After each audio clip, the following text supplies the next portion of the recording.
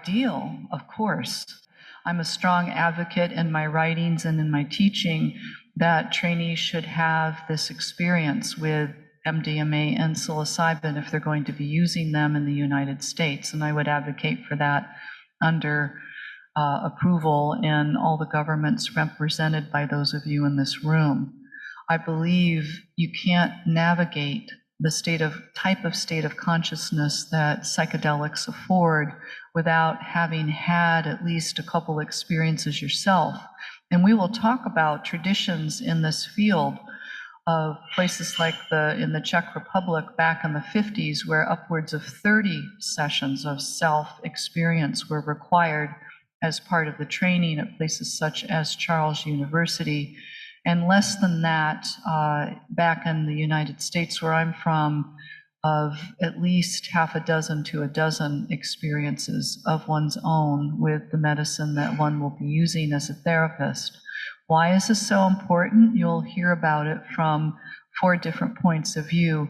My primary advocacy for it is that while we could imagine what it would feel like from having had a fever, or having been in a long meditation retreat, or having had ecstatic dance, or upheavals of vast amounts of energy while doing yogic practices, the qualities of the psychedelic experience are very unique to the use of these medicines or plants for the millennia that they've been used, that I'm an advocate for allowing people to have that experience. Is that experience hard right now? Yes, you all know that. And we'll be talking about why that might be after we all have a moment to speak here. But I would like to say that despite the fact that we can't do training, many of us in this field, even MAPS has a very small N, a number of participants who can get the medicines, as you will be talking about. It's few and far between. So what do we do instead? So we help people get into altered state using their breath, using guided imagery, using hypnosis, and practicing sitting for one another. It gives a facsimile.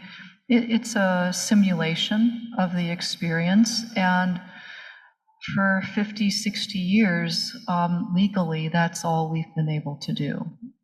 So we'll talk about our love of the idea of moving past this threshold of lack of legality, but I'll pass the mic over to Torsten. He'll tell you about his work with Hans Carl